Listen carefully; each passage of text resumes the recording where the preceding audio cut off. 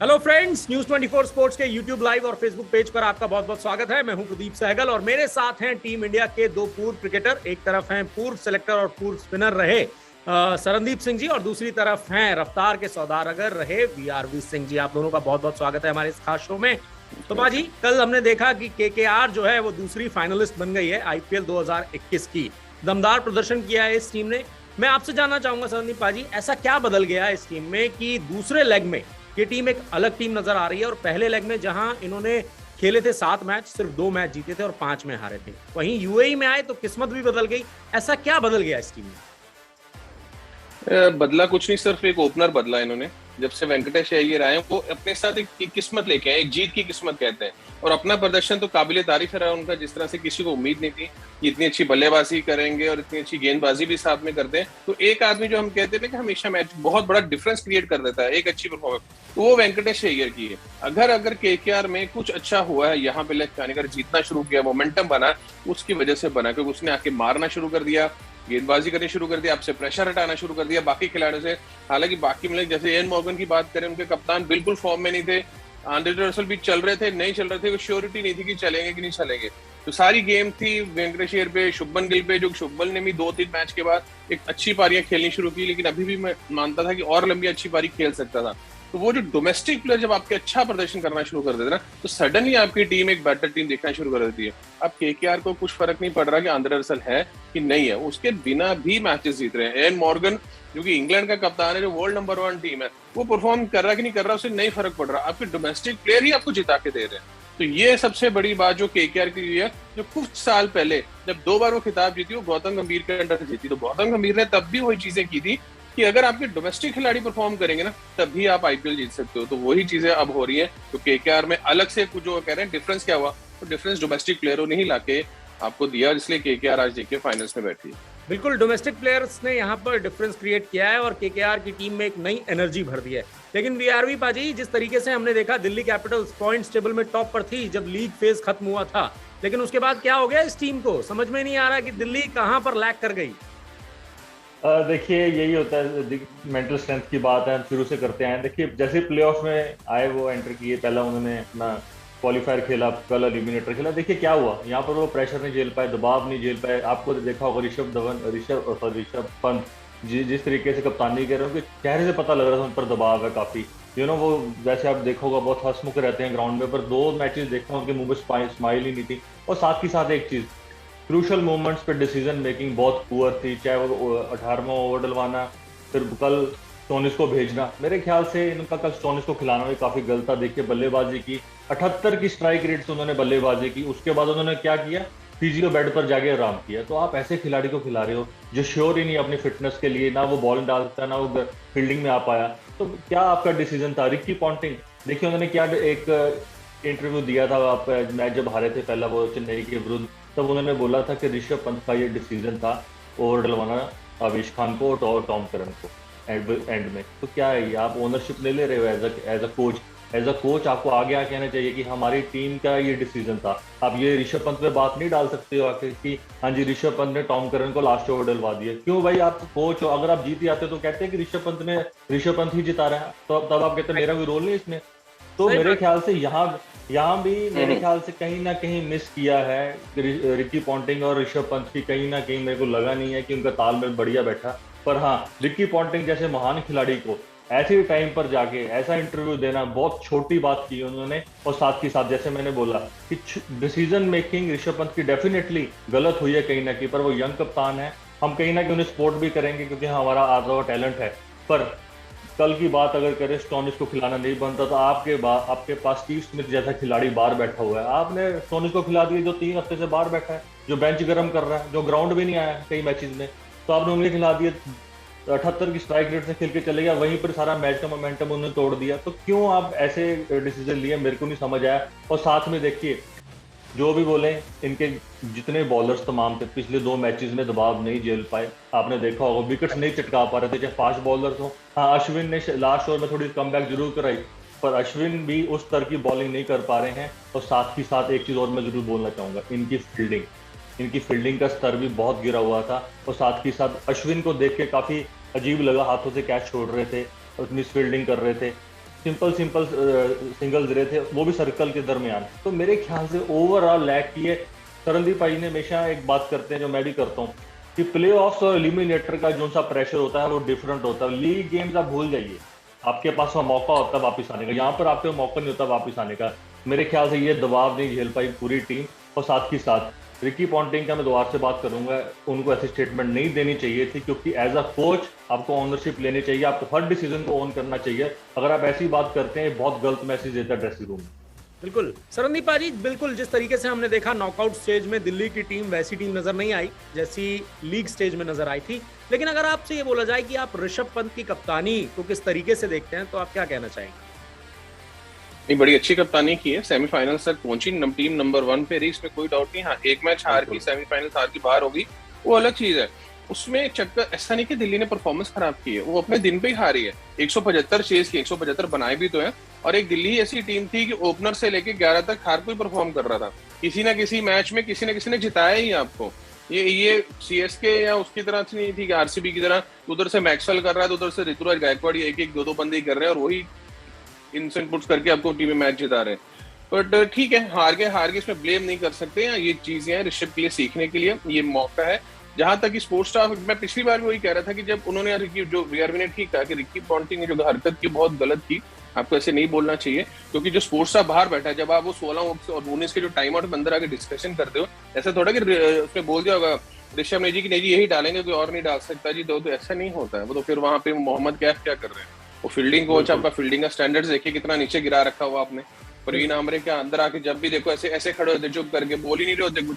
जब बोलने उसने रिकी पॉन्टिंग होते, तो फिर आप लोग क्या करते हो वहां के? स्पोर्ट्स स्टाफ को भी ऊपर आना चाहिए भी, आप भी इंटरनेशनल खिलाड़ी हैं, वहाँ अपनी डोमेस्टिक प्लेयरों से तो बात करो। उनको तो आप चार्जअप करो, आपको इसलिए रखा जाता है कि आप डोमेस्टिक प्लेयरों को हैंडल अच्छी तरह कर सको। बट वो हैंडल तभी किया जा सकता है कि अगर इससे पहले आपने कभी हैंडल किया हो किसी को, प्लेयरों को। तो वो चीजें नहीं होती हैं कि कैफ को देखना चाहिए कि अच्छे फील्डर्स बनाने कैसे हैं, किन किन प्लेयरों को पिक करना है, कहाँ पे कौन खड़ा होता है। वो बाहर बैठे कुछ दिख ही नहीं रहा होता, वो आराम से कुर्सियों पे बैठे सारे। और ब्लेम किस पे जी? हार गए जी तो ऋषभ पे सारा ब्लेम है। जीत जाएंगे जी तो सहरा डलवाने के लिए हम सबसे आगे खड़े होंगे। लेकिन अगर हार गए नहीं जी, तब तो ब्लेम है, जो हीट है पूरी दुनिया से जो गाली पड़ रही है, वो ऋषभ पंत को अकेला लेगा। वो क्यों लेगा? भी वो तो परफॉर्म कर ही रहा था। ऐसा नहीं कि 0-0 10-10 रन बना रहा है। इस सेमीफाइनल उसने अच्छी बैटिंग की, उसने 50-60 रन बनाए। 40, ये विकेट इतनी आसान नहीं रन बनाना, यहाँ पे भी 40-45 रन बहुत बड़ा स्कोर होता है बनाना भी। क्योंकि आपके लिए शेखर ने बनाया, आपके लिए स्कोर तो खड़ा हो रहा था, सिर्फ एक खराब दिन।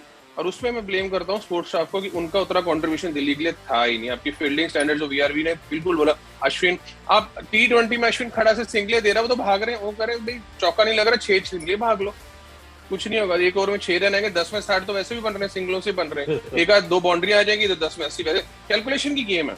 बिना हिटिंग किए 10 में 60 बनते हैं आपके, तो आपको जरूरत ही नहीं करने की।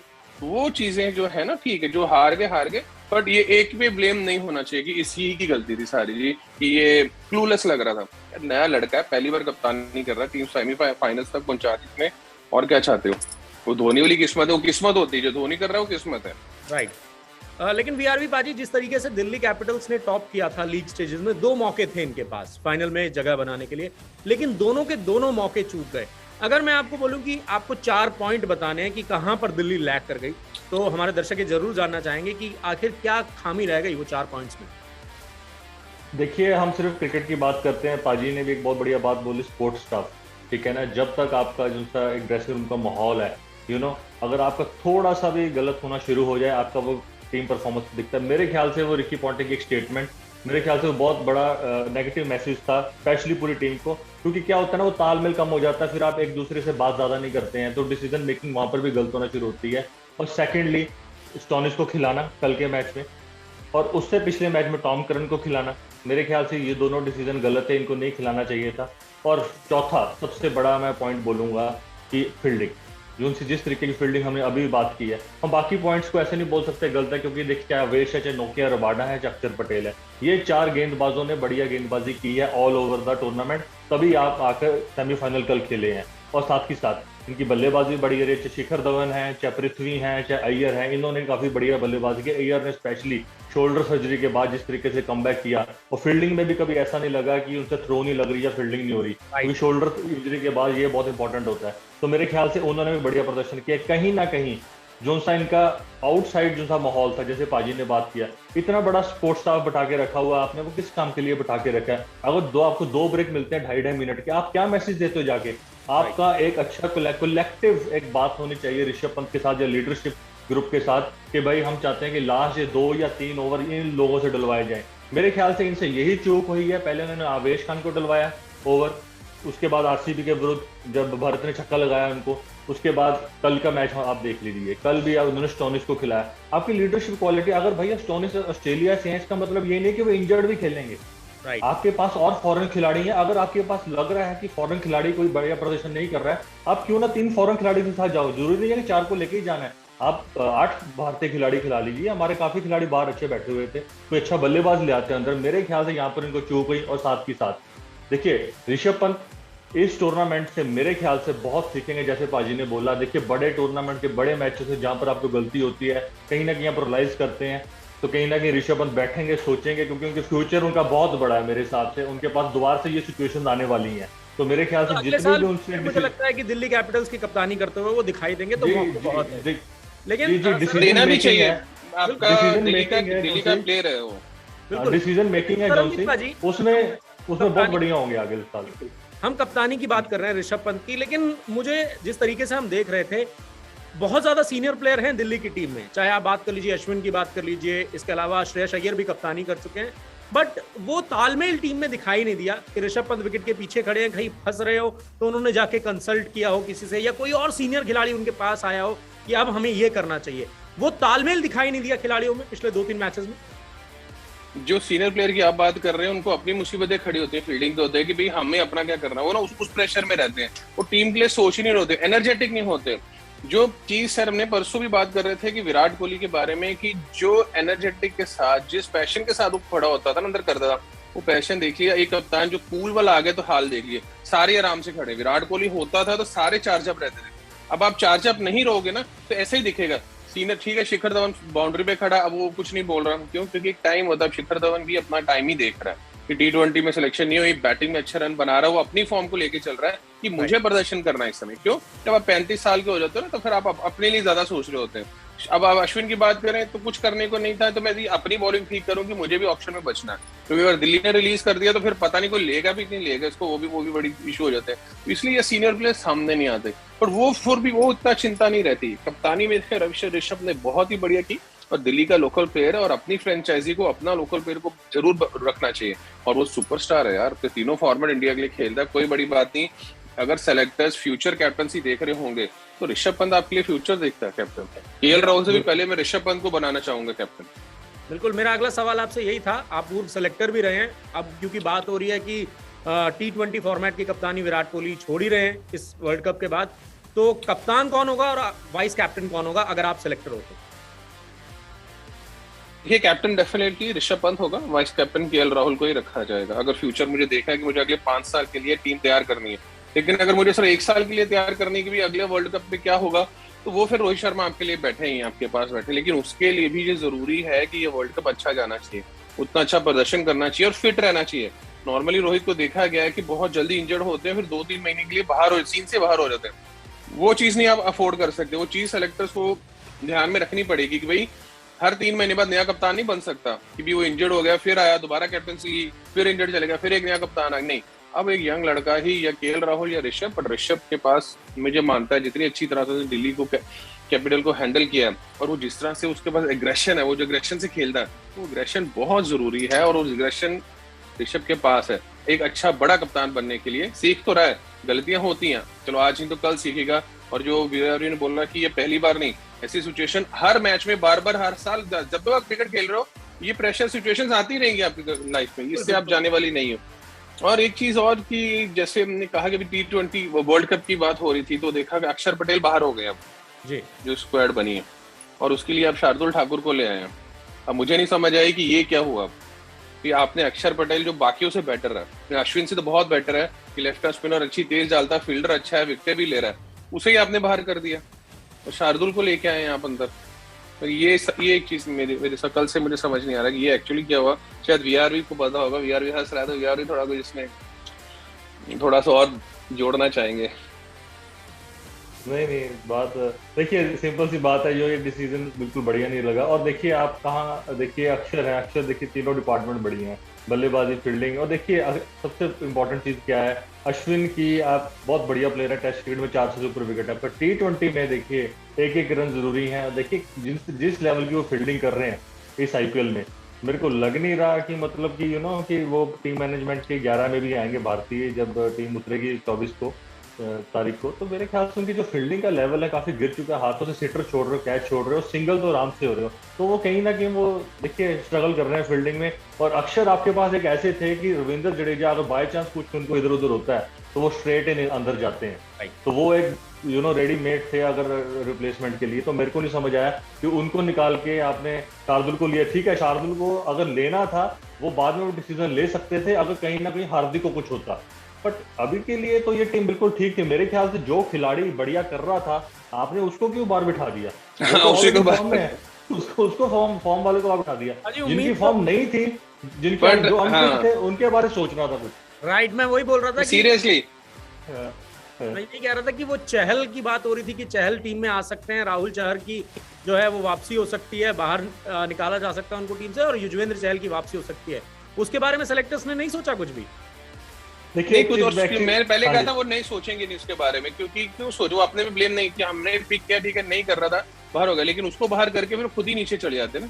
तो सेलेक्टर्स वो इन्होंने अपनी से बचाई कि नहीं यार हमने पिक किया, हम ही बाहर करते जा रहे थे, इसका मतलब कि हम ही कहीं ना कहीं अपनी गलती मान रहे हैं, तो वो एक मुश्किल इन पे आती है। और उससे पहले भी 24 से तारीख से पहले भी 2 प्रैक्टिस गेम खेल रही है भारत, तो उसमें बड़े चेंजेस होंगे, उसमें बड़ा चीजें आपको देखने को मिलेगी। एक्चुअली कॉम्बिनेशन सेट क्या बैठ रहा है इनका, कि कौन परफॉर्म कर रहा है। पता चला कि आप अश्विन को अपने दोनों प्रैक्टिस मैच नहीं खिलाए, क्योंकि वो अभी भी आपकी 11 की किंग ऑफ किंग्स में नहीं बैठता है।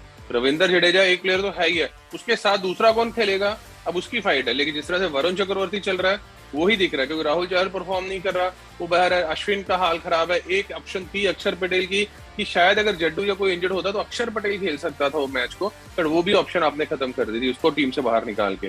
तो अब है कि अगर कोई स्पिनर इंजर्ड हुआ तो फास्ट बॉलर ही खेलने वाला है और नहीं खेलने वाला।